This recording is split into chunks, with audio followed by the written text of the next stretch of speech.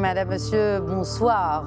Jeudi 9 juillet et au menu de questions écho ce soir d'abord la situation des imprimeries en temps de crise. Surtout que la relance de ce secteur est dépendante de plusieurs autres activités qui peinent, elles, à redémarrer. Comment envisager l'avenir des métiers de l'impression au Maroc? Eh bien, leur groupement est justement représenté ce soir avec nous en la personne de Tariq Sindi Lalouche. Et on enchaînera avec un autre secteur durement impacté par la crise, celui de l'immobilier locatif. Pour certains, cette option représente pourtant une bonne alternative à l'acquisition, mais cela dit, l'offre locative répond-elle toujours aux attentes des clients? C'est ce que l'on va discuter avec Zoubida Labdi de la commission constitution de la Fédération marocaine des agences immobilières. Restez avec nous.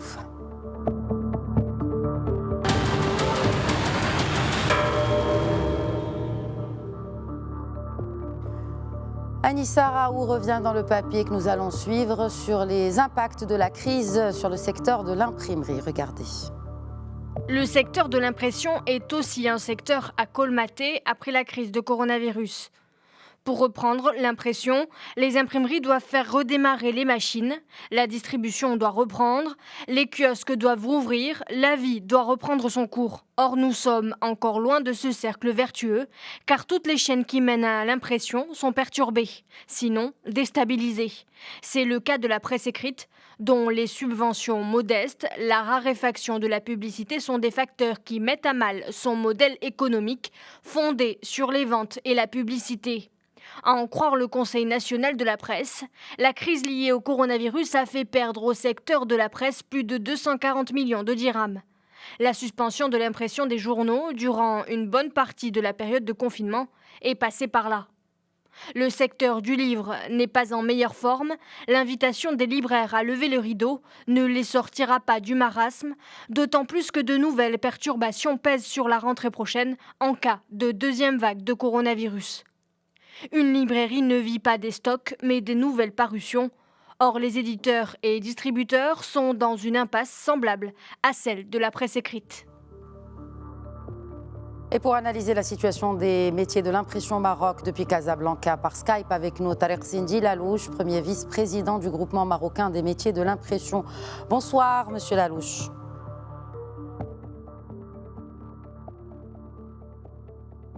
Est-ce que vous m'entendez ? Oui, je vous entends très bien. Très bien. Est-ce que vous pouvez nous rapprocher davantage des particularités du secteur que vous représentez, notamment en chiffres et en entreprises opérant dedans? Alors, déjà, il faut préciser un point par rapport à l'imprimerie. Que l'imprimerie est l'une des innovations qui ont contribué au développement de l'humanité et de la culture en général.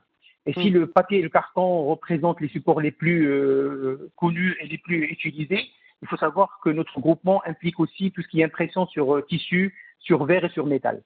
Alors, c'est vrai que l'impact du Covid, il a touché plusieurs secteurs, l'industrie et services compris, mais nous pouvons dire que l'imprimerie elle a été impactée doublement. Pourquoi doublement? Parce que nous sommes une industrie plus ou moins transversale. Nous intégrons beaucoup de chaînes de production, notamment l'agroalimentaire. L'emballage dans le produit agroalimentaire est une matière première. Il n'est pas considéré comme un accessoire, mais comme une matière première. Si vous prenez le textile, nous sommes aussi dans la chaîne de production avec les étiquettes, avec l'impression directement sur tissu. Dans l'événementiel, on est intégré parce que nous faisons tout ce qui est décoration et impression et fabrication de sang. Alors, le Covid, en quoi il nous a impacté? Parce que tous ces secteurs-là, ils ont été en arrêt et ça a impliqué que nous aussi, nous avons été obligés de s'arrêter aussi. Non, mais en fait, moi, ce que je voulais savoir, si vous le permettez, Tariq Sindi Lalouche, c'est de nous rapprocher en termes de chiffre d'affaires de cette filière-là, bien sûr, tous segments confondus, mais aussi combien d'entreprises évoluent là-dedans et combien d'emplois sont concernés. Alors, en imprimerie, on a à peu près 3000 imprimeries à travers le Maroc qui emploient plus ou moins, on est à peu près à 60 000 emplois directs. Et je pense autant en indirect, si on regroupe tous les importateurs de papier ou de matières premières et de consommables. Au niveau chiffre d'affaires, on n'a pas de chiffre exact parce que le secteur, il est varié, comme je vous ai dit, avec d'autres secteurs, notamment le textile, l'agroalimentaire et le reste, et on n'a pas des chiffres exacts. Parfait. Alors, si on devait parler justement sur ces impacts de la crise Covid-19, quelles sont d'ailleurs les filières les plus impactées? Alors, les filières de l'impression, comme je vous ai dit, vous avez d'abord tout ce qui est emballage, même si l'emballage, il a un petit peu profité de la première vague, parce que les gens ils se sont rués vers tout ce qui est achat agroalimentaire. Nous avons eu une demande, mais qui a complètement diminué après un mois. Le secteur événementiel, les imprimeries qui sont attachées à l'événementiel, ils ont été complètement en arrêt, surtout qu'on n'a pas de vision déjà par rapport à l'événementiel et son démarrage. La presse, les imprimeries de journaux, ils ont été en arrêt, comme vous venez de citer dans votre reportage. Ce qui s'est passé, c'est qu'il y a eu cette polémique que comme quoi le papier permettait la transmission du virus. Et je peux vous dire, il y a des choses qui sont plus ou moins aberrantes, parce qu'il y a des gens que même pour les cartes visites, ils ne voulaient plus imprimer des cartes visites qui sont des produits très basiques. Ils ne voulaient plus les imprimer parce que pour eux, ça allait transmettre le virus. Je voudrais revenir au secteur de la presse, justement. Est-ce que vous pensez que la subvention de l'État à ce secteur a, selon vous, en tout cas, eu un impact sur votre activité? Oui, une subvention est toujours la bienvenue, ça c'est certain. C'est vrai que l'impact était que plus important, et le préjudice, on ne va pas le ressentir maintenant. Pour redémarrer une machine, je vous donne par exemple une machine rotative, quand elle est en arrêt, pour la redémarrer, on n'a pas besoin de 4 ou 5 jours, on a besoin de un mois et demi pour régler la machine et plus ou moins retrouver tout le dynamisme de la distribution et de l'impression. Alors, pour justement savoir un peu plus, combien pensez-vous que représente la part de marché de la production nationale sur, par exemple, le livre scolaire? On le sait, qui est largement demandé par rapport à d'autres formes de livres. Alors, ce qu'il faut savoir, le livre scolaire a une particularité, c'est que le livre scolaire, nous avons constaté, suite à une étude qui a été menée par la CGN et par le ministère de l'Industrie, qu'il y avait une grande partie qui était imprimée à l'étranger. Et nous avons, avec l'appui du ministère de l'Industrie, nous sommes en train de mettre une préférence nationale pour pouvoir rapatrier et relocaliser l'impression du livre scolaire au Maroc. Et ça représente à peu près, en chiffre d'affaires, rien que pour l'impression, à peu près de 450 millions de dirhams. Est-ce que c'est compétitif? Est-ce que l'offre marocaine est compétitive justement par rapport aux autres auxquels nous avons l'habitude d'avoir affaire? Oui, je peux dire qu'elle n'est pas compétitive sur certains points, mais elle l'est sur d'autres. Nos concurrents par rapport aux livres scolaires sont surtout les Italiens et les Espagnols. Pourquoi? Parce que c'est des industries, c'est des imprimeries qui sont vraiment intégrées. Elles impriment presque pour toute l'Europe. Ils ont du matériel beaucoup plus performant, ça on le sait, mais ils ont aussi des subventions de leur pays, notamment au niveau de l'achat du terrain, du foncier, au niveau des subventions par rapport à l'export. Nous, au Maroc, on n'a pas encore ces outils, ce qui nous pousse à ne pas être compétitifs. Mais je dirais, pour cette année, nous nous sommes engagés avec le ministère de tutelle que s'il y a une mesure de sauvegarde, s'il y a une préférence nationale pour le livre scolaire au Maroc, tous les imprimeurs sont prêts à investir et nous pourrons dans 1 an, 2 ans maximum être aussi compétitifs que les Italiens et les Espagnols. Donc il y a un double effort à faire du côté bien sûr des entreprises mais aussi du côté de l'État. Alors hors Covid-19, quelles sont les difficultés du secteur? Alors les difficultés du secteur, je dirais le premier concurrent du secteur c'est le digital. Absolument. Vous savez, surtout dans le marketing, dans les produits marketing, ce qu'on appelle nous les produits de labeur, le digital a plus ou moins pris une grande part de notre chiffre d'affaires parce que quand vous imprimez par exemple un flyer sur du papier, vous n'avez pas cette analyse d'impact. Contrairement si vous faites une pub sur Facebook ou sur les réseaux sociaux, vous avez un impact mesurable. Et les annonceurs, ils ont besoin de ces informations pour pouvoir mesurer l'impact de leur publicité. Le digital aussi, il s'est accentué avec le Covid. Comme je dis tout à l'heure, cette polémique de transmission de virus par le papier a poussé pas mal d'organismes à basculer leur contenu vers du digital. Nous avons vu le cas des journaux, des grandes surfaces qui imprimaient, qui distribuaient leurs journaux ou leurs catalogues de produits ont basculé vers des fichiers PDF. Nous avons même les restaurants qui ont basculé vers des QR codes où vous pouvez les scanner pour avoir votre menu. Et tout ça a vraiment impacté, est en train d'impacter le secteur. Mais je veux dire, oui, alors vous avez quand même vu venir cette menace du digital. Est-ce que, bon, certes, elle s'est accentuée, mais il y a aussi d'autres freins notamment par rapport à l'accession de marché. Certaines imprimeries sont tout simplement frileuses des marchés publics à cause notamment des délais de paiement. Il n'y a pas que le délai de paiement qui pousse les imprimeurs plus ou moins à ne pas... En tout cas. Entre autres, on est bien d'accord. Mais disons que l'offre publique ne mettait pas en adéquation et ne mettait pas en valeur le produit marocain. C'est-à-dire le choix était ouvert. On pouvait, des agences de sous-traitance pouvaient soumissionner aux appels d'offres et aller sous-traiter en Turquie, au Liban et ainsi de suite. Le projet de loi qui est en train d'être mis en place a bien mentionné ça, que la préférence doit être une préférence nationale dans tout ce qui est commande d'État. Et je pense que ça sera une décision qui aidera toutes les industries, pas rien que l'imprimerie. Vous savez que nous avons aussi constaté que le ministère de la Culture donne des subventions aux écrivains pour éditer les livres pour la promotion de la culture, mais nous avons malheureusement constaté qu'il y en a pas mal qui impriment en Turquie, au Liban, pour des raisons de prix ou de compétitivité. Alors, vous parlez des métiers de l'impression en tant qu'industrie, et comme toute industrie aujourd'hui qui s'organise au Maroc, est-ce que vous avez commencé à mettre en place un écosystème dédié à ce secteur-là, cette filière ?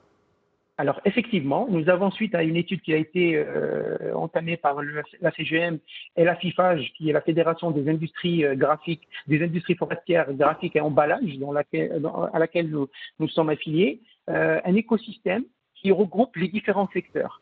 Et le livre scolaire va être l'élément phare de cet écosystème. Et il ne va pas être rien qu'un écosystème. Nous sommes en train de mettre en place, et ça va être une première dans le Maghreb, une économie circulaire. Qu'est-ce que je veux dire par une économie circulaire? C'est que le livre scolaire va être produit à 100% au Maroc. On aura du papier recyclé, issu des recyclages du papier, de vieux journaux sur le territoire marocain, fabriqué dans une usine qui reste la seule usine malheureusement qui est basée à Tanger pour la production du papier recyclé, à part des imprimeurs marocains, et ça va être distribué sur le territoire marocain. Et ça va être la première, on va être même par rapport à nos voisins, nous serons les leaders dans ce domaine.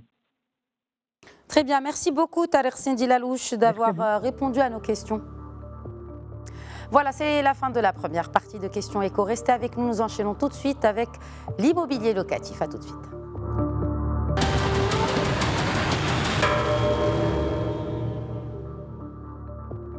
Alors, comment l'immobilier locatif gagne-t-il du terrain par rapport à l'achat et notamment en ces temps de crise? C'est un sujet de Anissa Raouf. La location privilégiée à l'achat.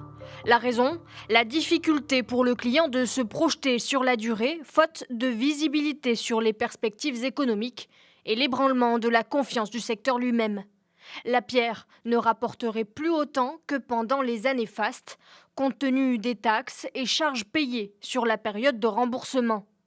Lors de la deuxième moitié du mois de juin, les sites de location ont connu une hausse du trafic. En cause, l'approche de la saison estivale et la prise de conscience du mieux vivre. Désormais, on cherche des logements plus spacieux avec des espaces verts. Selon une étude réalisée par Moubawab, 80% des personnes à la recherche d'un logement le sont toujours et ne souhaitent pas modifier leurs achats. Alors, quelles mesures de relance pour le secteur de l'acquisition immobilière? La Fédération nationale des promoteurs immobiliers appelle à l'accélération des démarches administratives et l'amélioration des conditions d'investissement dans l'acte de bâtir. Avec notre invité, il sera surtout question d'immobilier locatif. Et justement, nous la joignons tout de suite par Skype depuis Rabat. Bonsoir Zoubida Labdi. Bonsoir Khadija. Alors, quelle est la part de marché national de l'immobilier locatif par bien, à savoir résidentiel et professionnel? Alors tout d'abord Khadija, je vous remercie pour cette invitation. Donc je suis agent immobilier à Rabat, mais je suis surtout aujourd'hui, je représente la Fédération marocaine des agences immobilières qui est en cours de constitution. Alors L'immobilier locatif à Rabat, donc on va distinguer entre l'immobilier résidentiel et l'immobilier professionnel. Absolument. L'immobilier locatif aujourd'hui représente une grande partie de l'économie. Les Marocains sont pour une bonne partie des rentiers. Ils ont des revenus locatifs, ils font des investissements locatifs. Et cette période si soudaine qui a touché justement le monde entier, et le Maroc n'en a pas été épargné, a fait quelques ravages dans les locations et principalement sur les baux annuels. Concernant la part, vous m'avez dit la part des contrats professionnels par rapport aux baux résidentiels, c'est bien ça votre question?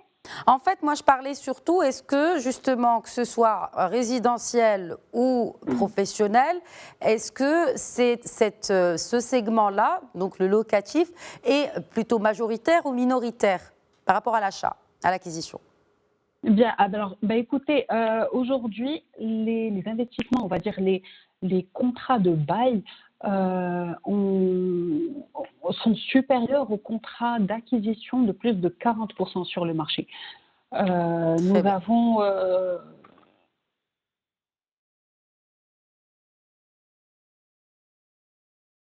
Oui, allez-y. Oui, pardon.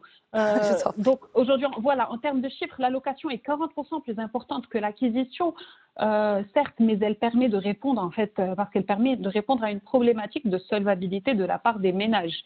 On a l'immobilier dans les grandes villes qui a un coût très élevé aujourd'hui et le pouvoir d'achat qui ne suit pas.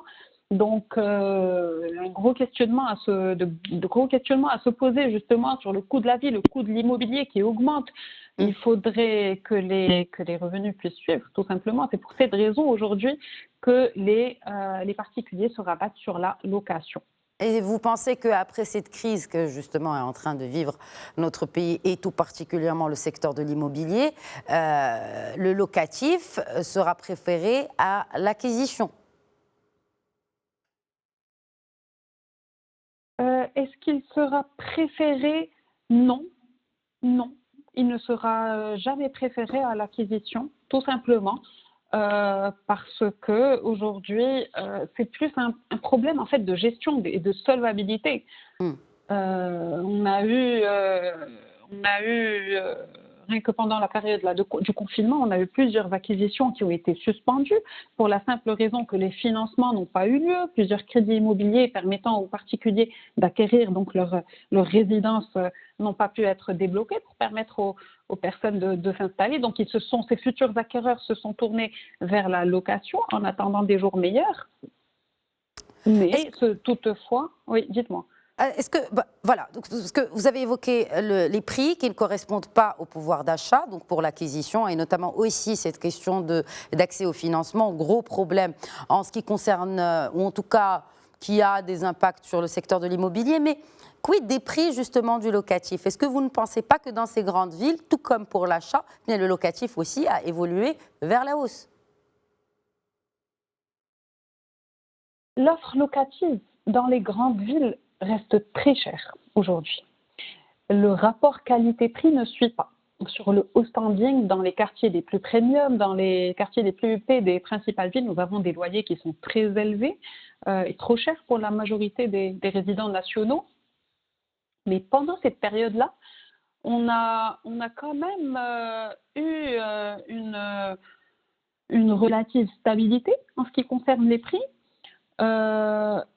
Toutefois, on va avoir des prix qui ont connu une légère baisse. Mais alors concernant les prix du locatif, on va quand même distinguer le locatif pour les bureaux et commerces du locatif résidentiel. Et sur le résidentiel, on va distinguer également entre les habitations, les locations longue durée et les locations saisonnières, notamment sur la partie estivale, donc sur les parties balnéaires. Alors pour la partie balnéaire, justement là on est en plein dans cette phase dans le début de l'été, donc nous avons dû faire face, donc comme vous l'avez cité, à une demande incroyable et impressionnante de la part des Marocains nationaux de toutes les villes intérieures qui sont loin des côtes, qui aujourd'hui ont prévu de passer leurs vacances dans les villes côtières. Donc c'est là où on a eu quand même une flambée des prix, car finalement on a un marché, donc c'est l'offre et la demande qui finalement va déterminer le prix des baux. Sur le balnéaire, on a eu une augmentation des loyers de 30 à 50%. Donc, en fonction des prix, des superficies, du type de bien, que ce soit des appartements, les villas. Sur les villas, on va avoir les villas front-mer en deuxième ligne, etc. Donc là, c'est certain qu'on a eu une augmentation des loyers. Concernant les bureaux et les commerces, on va avoir une relative stabilité des prix, ce qui a été de mise lors des négociations entre bailleurs et locataires. Ce sont plus les mois de franchise. Donc, on a eu de nouveaux baux qui ont été signés avec des franchises allant de 3 à 6 mois. Quand je dis franchise, c'est la gratuité, donc une première gratuité des 3 premiers mois, ce qui a permis aux bailleurs d'avoir des locataires portant de belles signatures et leur garantissant un loyer pour la suite, et des entreprises locataires donc, qui ont pu faire face à cette période difficile avec de moindres budgets en attendant la réelle reprise économique. Concernant les particuliers qui louent en location longue durée, donc en fonction des quartiers, des différentes densités, des différentes villes, certains types de biens résidentiels ont connu une stagnation des loyers, d'autres ont connu une légère baisse de 10 à 20% en fonction des types de biens. Vous pensez que l'offre pourrait s'adapter à la conjoncture? Parce que vous avez parlé de sortie de crise, alors que, enfin, vous le savez mieux que moi, personne ne sait vraiment quand cette crise prendra fin. Nous l'espérons, Inch'Allah, bientôt, mais voilà, il y a des risques de deuxième vague. En tout cas, l'incertitude est de mise. Alors, est-ce que vous pensez que l'offre pourrait aussi s'adapter, et notamment avec cette conjoncture de crise généralisée? Écoutez, justement, dans cette conjoncture due à la crise sanitaire, alors déjà pendant la première phase, comme vous parlez de phase de crise, pendant cette première phase, depuis le mois de mars, alors on a quand même fait face à un bon nombre de résiliations, de contrats de bail, aussi bien de la part des particuliers que de la part des professionnels ou des commerces. Donc, je vais donner l'exemple d'entreprises qui ont résilié leur contrat de bail dès l'annonce du confinement. C'est également le cas de certains commerces dans différents secteurs d'activité, que ce soit les restaurants, les cafés et d'autres activités qui ont été gravement impactées. Concernant le résidentiel, nous avons eu, et quand je dis nous, donc je fais référence à toutes les agences immobilières de la place, les professionnels de l'immobilier, nos agences ont été fermées pendant toute la période du confinement, mais nous avons eu un gros travail à faire à distance dans l'intermédiation, l'arbitrage et la conciliation entre bailleurs et locataires dont les budgets ont été impactés. Donc, fort heureusement, on a eu un grand nombre de bailleurs, donc quand je dis bailleurs, c'est les propriétaires, qui ont accepté le rééchelonnement des loyers pour certains, la révision à la baisse des loyers pour d'autres, et même la suspension des loyers pendant toute la période du confinement, notamment pour les baux commerciaux, donc quand c'est des locations d'espaces commerciaux, dans des grandes surfaces, dans des malls, etc. Donc là, on a eu heureusement une réponse assez solidaire et humaine de la part des propriétaires. Quelles sont vos projections sur le futur, justement, sur le comportement futur de vos clients après cette crise? Alors, les clients, on va avoir là aussi, donc, allez, 3 types. Je n'ai pas 2 types, mais 3 types. Donc, on va avoir d'abord les propriétaires. Les propriétaires, ils ont besoin d'être rassurés. Aujourd'hui, ils ne veulent plus louer à Monsieur Tout-le-Monde, ils ne veulent plus louer à... Qu'est-ce que vous appelez par Monsieur Tout-le-Monde? Monsieur Tout-le-Monde, c'est quelqu'un qui ne va pas justifier de sa solvabilité pour être capable de régler ses loyers mensuellement sans retard. Et sachant qu'au Maroc, nous n'avons pas d'assurance loyer impayé, les propriétaires aujourd'hui, ils vont préférer garder leur appartement, leur villa, leur bien immobilier fermé plutôt que de le louer s'ils n'ont pas vraiment une garantie de règlement des loyers à temps. Donc on va avoir aujourd'hui finalement une grande offre. Il ne faut pas oublier qu'on a eu plusieurs expatriés qui vivaient au Maroc, notamment à Rabat, qui est une ville où nous avons plusieurs diplomates, plusieurs expatriés, donc énormément de contrats de location. À Rabat, on a eu pas mal de personnes, pas mal d'expatriés qui vivaient à Rabat, qui ont été rapatriés. Donc, on a eu une offre qui est en augmentation. Des propriétaires qui ne veulent pas louer s'ils n'ont pas une garantie certaine d'être payés à temps. Donc, ça d'une part pour les particuliers. D'autre part, on va avoir les professionnels et les entreprises qui sont en train de diviser par 2 leur budget locatif. Donc, nous accompagnons au quotidien des entreprises, des institutionnels, des multinationales, des professionnels, des professions libérales aussi, qui revoient à la baisse leur budget. Donc pour les mois à venir, en divisant par 2, tout simplement. Donc on est en train de les accompagner pour les installer dans de nouveaux locaux, parfois avec des superficies inférieures, parfois en s'éloignant un petit peu du centre-ville pour avoir peut-être une plus grande superficie, mais avec un budget inférieur. Donc ça, d'une part, on va avoir les propriétaires, on va avoir les entreprises, commerces, etc. Et on va avoir d'autre part les locataires particuliers, les ménages. Alors ces ménages-là, donc on va avoir plusieurs ménages qui sont impactés par la crise. Les budgets sont limités. Seulement aujourd'hui, et ça c'est vraiment un point super important, c'est que tout le monde va chercher plus d'espace. Nous avons les familles, un grand nombre de familles qui se sont remises en question. Cette période de crise sanitaire a créé de nouveaux besoins. Les paradigmes et les critères en termes de location résidentielle ont changé. Les budgets également, ils ont fluctué, notamment à la baisse, et les attentes ont donc suivi. Les familles aujourd'hui ont besoin de plus d'espace et on a vu un volume de mouvement dans les locations qui s'est déclenché depuis le mois de juin. Très bien, merci beaucoup Zoubida Labdi d'avoir répondu à nos questions. Malheureusement, le temps de l'émission est écoulé. Merci en tout cas d'avoir accepté notre invitation. Merci.